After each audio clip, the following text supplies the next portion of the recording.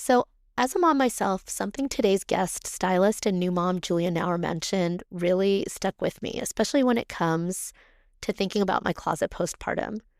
She mentioned this feeling of a closet full of clothes, but nothing to wear. And I think that that's something that a lot of new moms can probably really relate to. In today's episode, Julia's going to really help us dig deep into that feeling and think through what to do when we feel it, how to dress for pregnancy and postpartum, and what it means to keep your clothing simple, functional, stylish, but also true to you. We're going to get into how to solve some of pregnancy's unique styling pain points, like, hello, where did that waist go? And we'll talk about the questions to ask yourself when you're starting to edit your closet. Plus, we'll talk about how to punch up basics at any phase of your pregnancy. This is Getting Started with Baby, the podcast that brings you practical tips, loved products, and lived experience from parents who've been there, brought to you by thestarterset.com, an upcoming service focused on helping parents find just the right things at the right time, personalized for their families.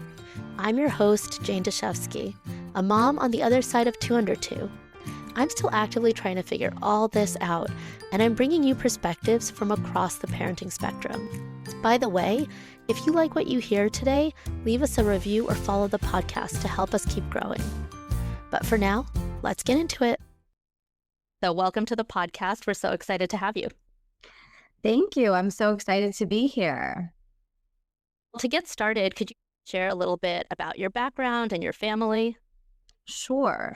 So I have been working in the retail and fashion industries for over 15 years now. And I've now been on my own working as a full-time personal stylist for the past 3 years. And I just had a baby boy back in the end of December, Charlie, who is 8.5 months old now. And it's been a lot of fun, but definitely the transition in terms of wardrobe and what to wear, even for a stylist, is always a little bit tricky. Yeah, I can't wait to get into how you navigated that and what your advice is for moms. And congratulations Thank you. on your baby as well. 8.5 months is a fun age. They're really coming online. What made you want to pivot from what you were doing in fashion and merchandising into becoming a stylist?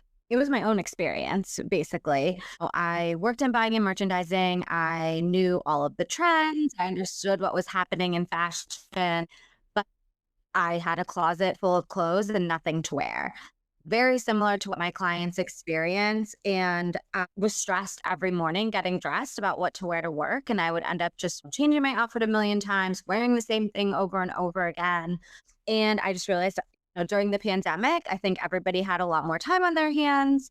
I decided I needed to figure this out. And I went through my own process of editing my closet, getting very clear on my vision, creating an intentional shopping list, and then breaking a lot of very bad shopping habits that I had picked up over the years, and really starting to dress in a way that really aligned with my lifestyle, my body shape, my personal style preferences. And I knew that if I did that for myself, with my background, I could definitely do it for other people. So I started doing it on the side during the pandemic. I've been full-time for 3 years. And I can totally relate to that problem. Although I feel like during the pandemic, it was pretty much all leggings all the time. Right. Yes. But it was a good time to It was a good time to edit. and get rid of things and then start with a clean slate and build back slowly. I work with a lot of clients who haven't shopped for a long time, or their lives have dramatically changed, right? So like having a baby, changing jobs, things like that, that sometimes it does require a bigger reset.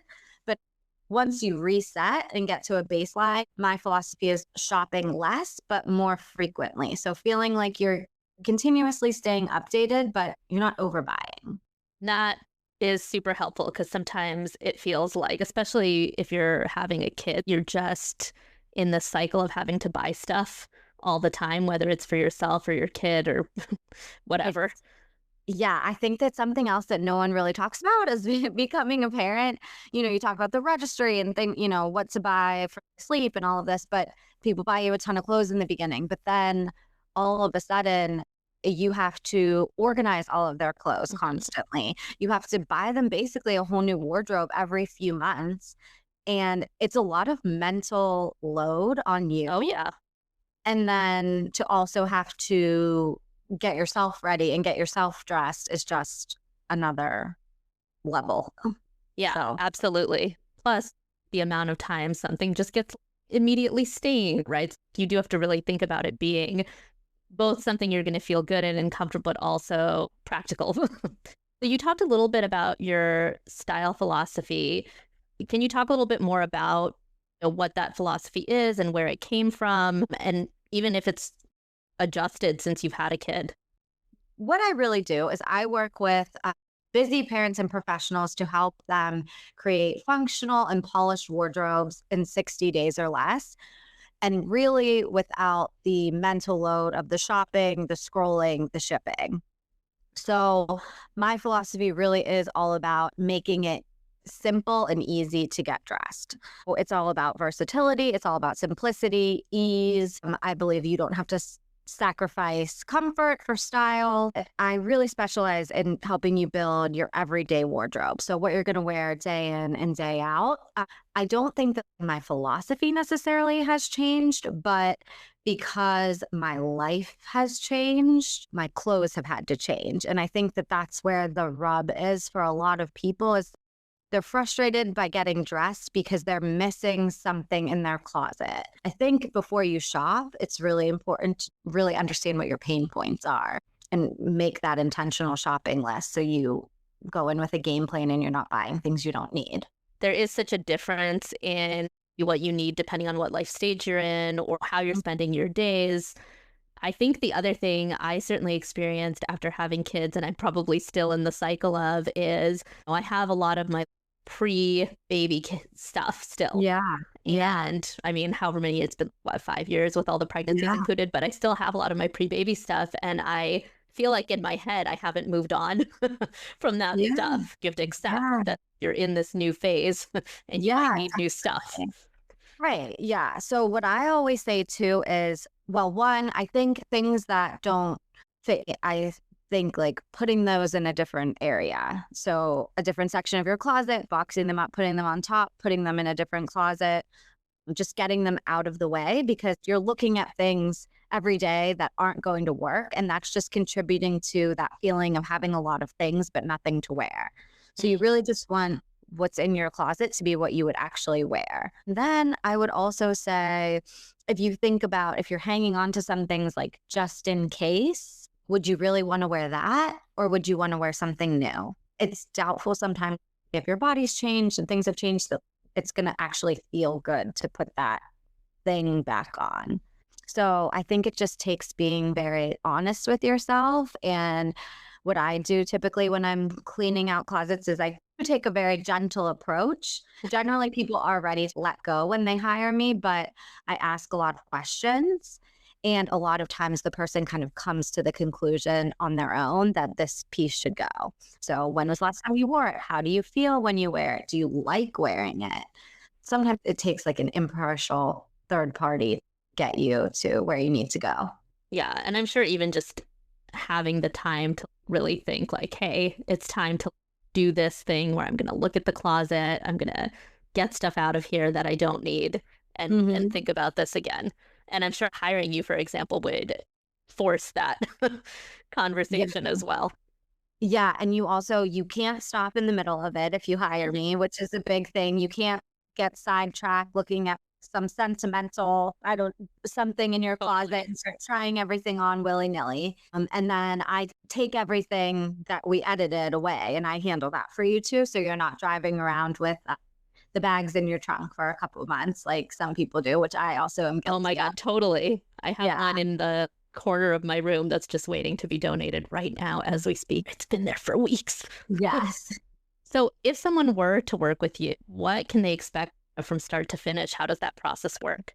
Sure. So, first of all, I also want to say if you are immediately postpartum, I 100% would wait. I would recommend waiting and best in working with a stylist at for a true transformation, which is generally what I'm doing, until at least 6 months to a year, because your body's still changing, your life is changing. You just want to let everything kind of level out. And we can talk through other quick fixes for that.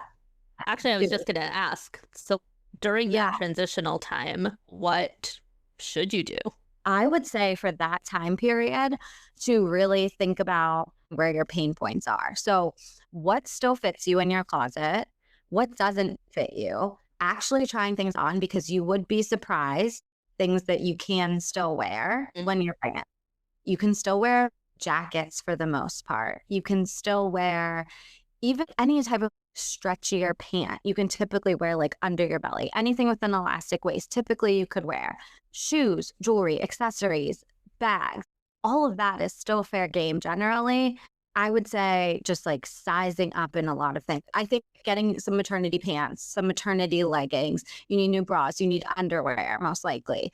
But I think outside of those couple things, I think just sizing up tees, tanks, oversized sweaters. There's so much that's very oversized, so many elastic waists out Yeah. there. Thank God But I for that trend.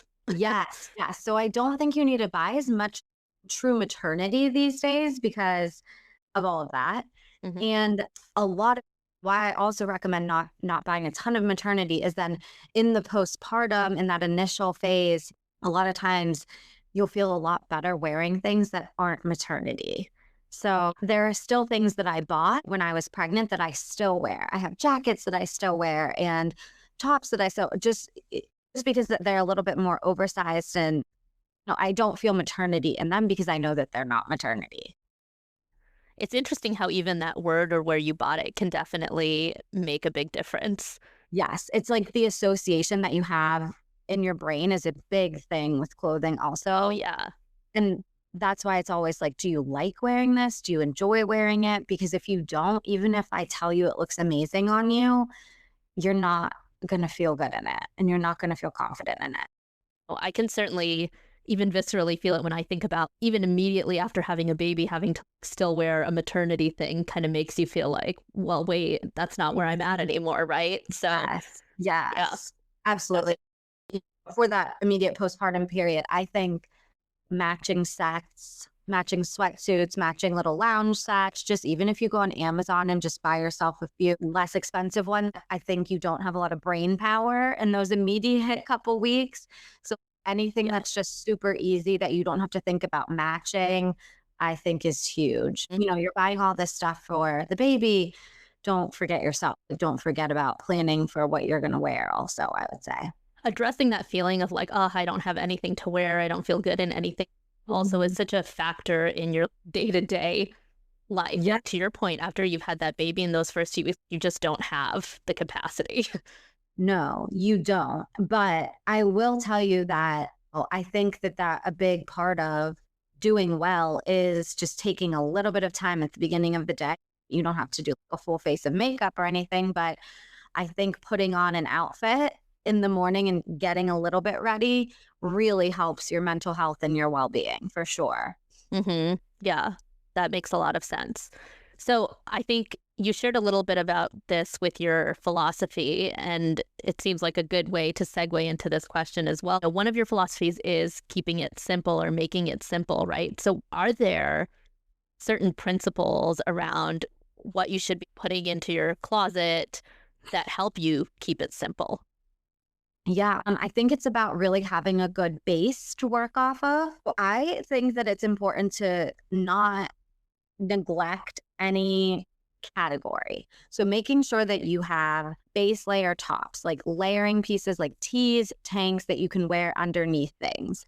I think it's important to make sure that you have pants, like a casual pant, a pant that you could dress up a little bit to maybe go out to dinner. I think having a jean is important if you were someone that in your pre-pregnancy era felt really good wearing jeans.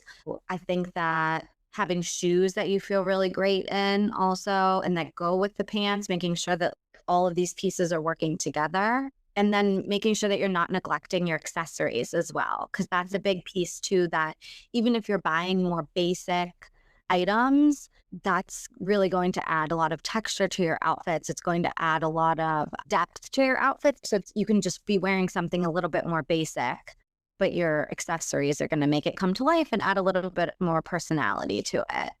I love that, and that makes sense to keep some of those basics and then give Yeah. yourself the chance to use the accessories to dress it up. Yeah, that was definitely my philosophy while I was pregnant, for sure. You can invest a little bit more in like fun shoes, or fun bag, or jewelry, because those are the things that you're going to be able to wear generally, like regardless of size, uh, Yeah. for sure. Yeah. Yeah. And those can transcend different trends as well. Yes, yes, for sure. As you were going through your own pregnancy journey and your 8 months postpartum now, is there anything that surprised you about either your own styling journey or how you feel about clothes now? Yeah, I think that I would say to anyone, don't be surprised if all of a sudden things that used to work for you or that you used to enjoy wearing just don't feel right anymore. And I was someone who really liked wearing those big, oversized, sacky type of prairie dresses. Hmm. And whenever I was pregnant and I was looking for a dress for my baby shower, I couldn't go back to my old standbys or the shapes that I used to like. And I felt very lost. I would never, ever, in normal circumstances, wear a very tight fitted bodycon dress. And that's really what I felt my best in. And that's really what I wanted to wear anytime I had to get dressed up like that. So I would just say, don't be surprised if your preferences change. And if your old standbys don't work anymore, don't be afraid to try something new, for sure. How did you go about finding that inspiration of what to try? Because I know you obviously have a lot of Yeah. experience in fashion, but I think sometimes people get into this kind of rut of like, well, this is what I've always bought. What do I do now? I know. I do think that it's hard. I think it takes a lot of patience and just giving yourself a little bit of grace. I'll give you a couple little tips in terms of dressing for actual pregnancy. So, when you're pregnant, basically what's hard about it is you feel big and you lose your waist. So, if you think about those two things, like that's generally the pain point, right? So, number one would be focusing on elongating. I'm 5'1", so I'm always focusing on looking taller. You can do that through monochromatic dressing, so wearing the same color top and bottom. You can do that through maybe you wear a maxi dress that's all one color, so you're a little bit more of a column. You can do a pointed toe, like a pointed flat, a pointed boot, a pointed heel. You can do a shoe the same color as your bottom. You can do a skin color shoe. So those are just some elongating tips. The other thing for elongating is wearing longer length layers. Hmm. So I would put on a cropped little jacket, which I always enjoyed wearing, and that just like did not feel right with my big belly. So just wearing something that was a little bit more elongating that came down past my hip always felt a little bit better.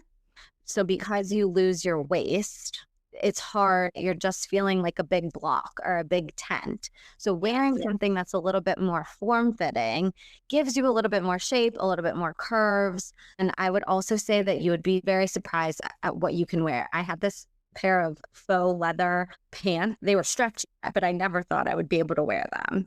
And they fit. So sometimes you just don't know, like, because you can wear things under your belly. Yeah, it's totally amazing. Prior to pregnancy, like I would have never imagined some things can stretch the way that they can stretch. And it's Yes. wild. It was like sisterhood of the traveling pants or something. Somehow one pair of pants just fit through the entire Yes. pregnancy. No, That's usually a legging. yes. No, absolutely. I would rather stretch something out and then have to replace it than buy something that I'm only going to wear for a couple months, I guess. We talked a little bit about how sometimes one of the things that can happen as you adjust to pregnancy and postpartum is that you're still sort of trying to fit into your prior Mhm. style modes and that might not apply.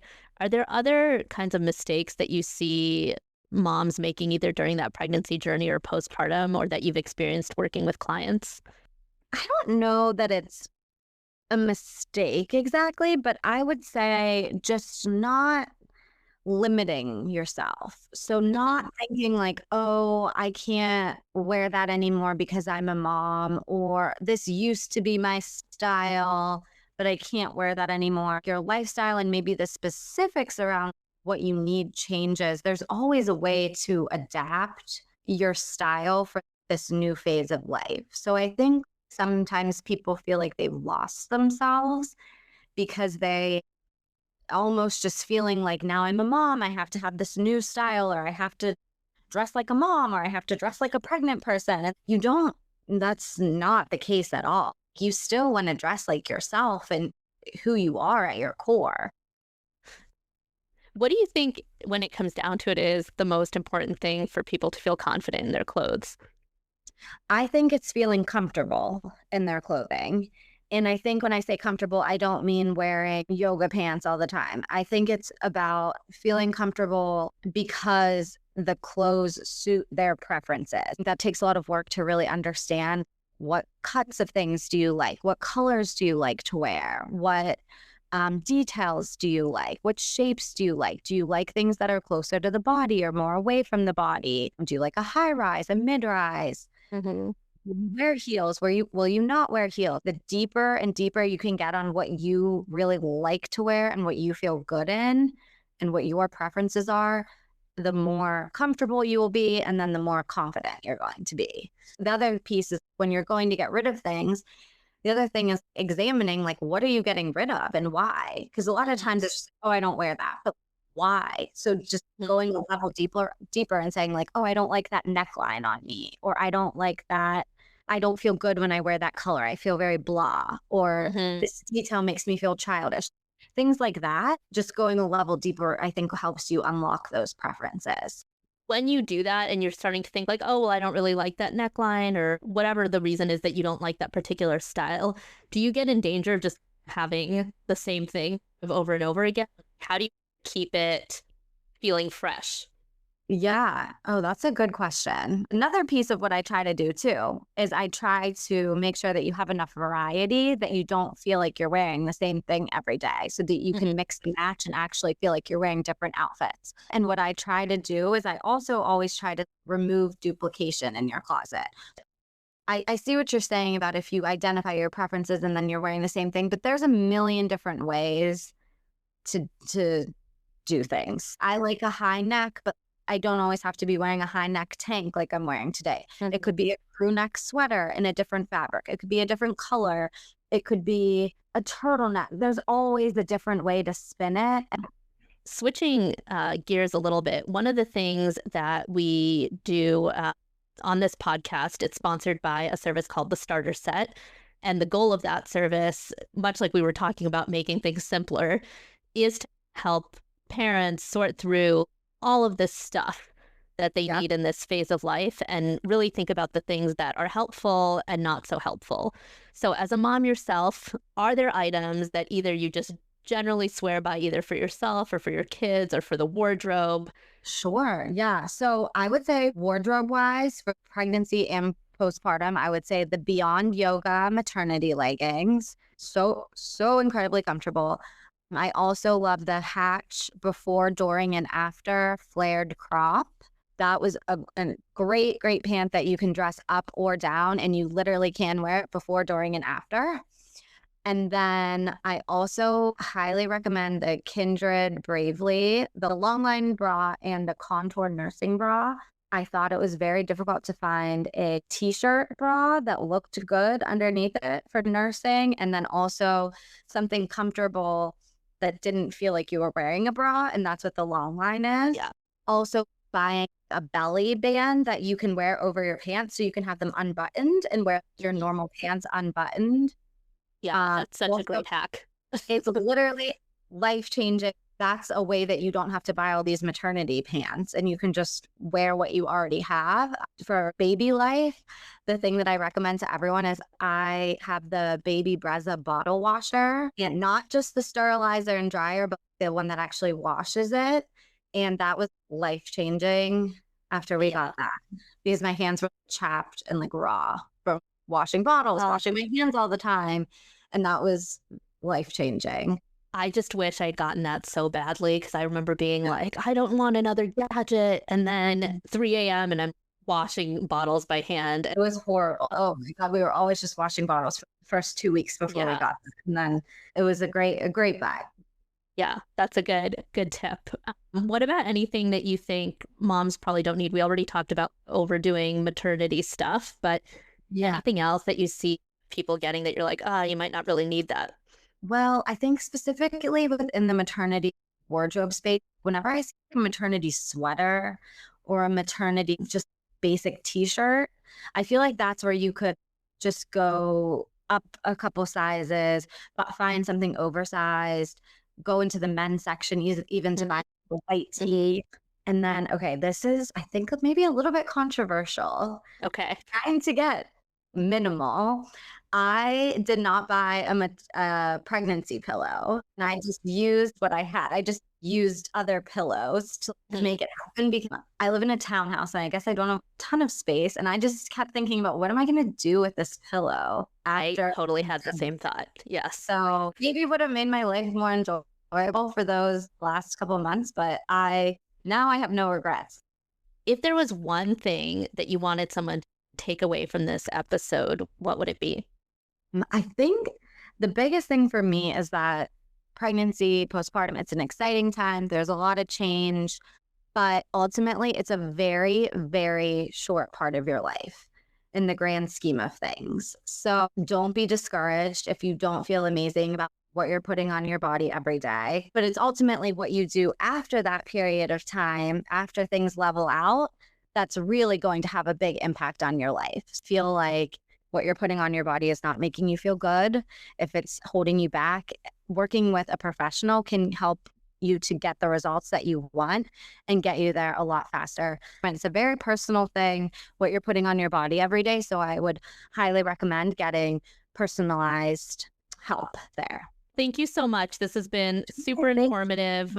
We're really grateful you were able to talk to us and can't wait to share this with expectant moms and new moms and all the moms out there. If you liked what you heard, please leave us a review or follow the podcast to stay up to date on new episodes. Know someone else who could use this episode? Please pass it on. Interested to hear more or get in touch with Julia? Reach out via her website, sortandstyleco.com, or follow Julia on Instagram at sortandstyleco. Links in the episode description. Have topics you'd like us to cover? Find us on Instagram at thestarterset_baby, or reach out via info@thestarterset.com. Thank you for listening. Till next time.